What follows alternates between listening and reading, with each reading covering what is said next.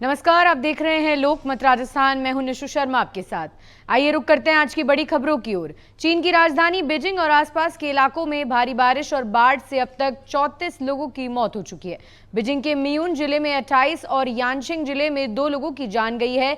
ये दोनों इलाके शहर के बाहरी हिस्सों में स्थित हैं।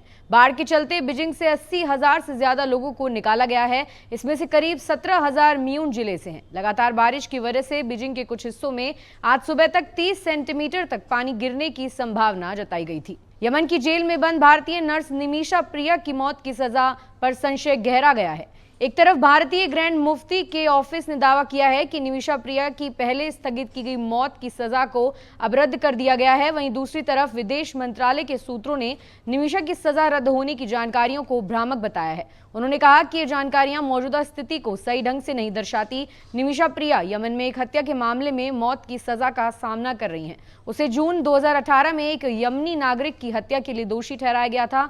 इस मामले में उसे 16 जुलाई को मौत की सजा दी जानी थी। हालांकि इससे पहले ही 15 जुलाई को निमिषा की सजा अस्थायी रूप से टाल दी गई थी। Rouse Avenue court national Herald money laundering मामले में मंगलवार को प्रवर्तन निदेशालय की चार्जशीट पर फैसला सुनाएगा। कोर्ट सोनिया गांधी, राहुल गांधी और अन्य के खिलाफ आरोप तय करेगा। कोर्ट ने 14 जुलाई को बहस पूरी होने के बाद फैसला 29 जुलाई तक के लिए सुरक्षित रखा था। ईडी का आरोप है कि सोनिया और राहुल ने एसोसिएटेड जर्नल लिमिटेड हड़पने की कोशिश की। ईडी के मुताबिक एजेएल घाटे में थी। 2000 करोड़ रुपए की संपत्ति होने के बावजूद एजेएल ने कांग्रेस से 90 करोड़ रुपए का कर्ज लिया और चुका नहीं पाई। आमतौर पर ऐसी हालत में संपत्तियां बेची जाती हैं। राष्ट्रीय स्वयंसेवक संघ के प्रमुख मोहन भागवत ने कहा कि कट्टर हिंदू होने का मतलब दूसरों का विरोध करना नहीं है, बल्कि हिंदू होने का असली मतलब सबको अपनाना है।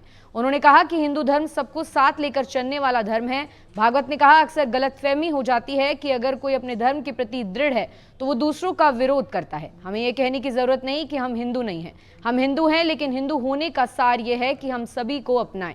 वो कोच्चि में आरएसएस से जुड़ी संस्था शिक्षा संस्कृति उत्थान न्यास द्वारा आयोजित राष्ट्रीय शिक्षा सम्मेलन ज्ञान सभा को संबोधित कर रहे थे।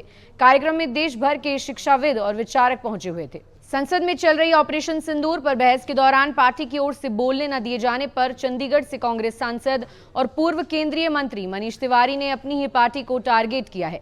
तिवारी ने सोशल मीडिया पर पोस्ट में एक खबर का स्क्रीनशॉट साझा किया, जिसमें बताया गया है कि थरूर और उन्हें क्यों बोलने नहीं दिया गया। तिवारी ने इसके साथ पूरब और पश्चिम फिल्म के देशभक्ति गीत की पंक्तियां लिखी, भारत का रहने वाला हूं, भारत की बात सुनाता हूं। इससे पहले कांग्रेस नेता शशि थरूर सोमवार को लोकसभा में ऑपरेशन सिंदूर पर चर्चा में शामिल होने के सवाल को टाल गए थे। लोकसभा में मंगलवार को लगातार दूसरे दिन ऑपरेशन सिंदूर पर बहस होगी। गृह मंत्री अमित शाह विपक्ष के सवालों का जवाब देंगे। वहीं प्रधानमंत्री नरेंद्र मोदी शाम को समापन भाषण देंगे। वो किस सदन में बात रखेंगे ये अभी साफ नहीं है। इस पर सरकार की ओर से आधिकारिक बयान नहीं आया है। लोकसभा में ऑपरेशन सिंदूर पर 16 घंटे की चर्चा 28 जुलाई की दोपहर 2 बजे से देर रात 12 बजे तक चली थी।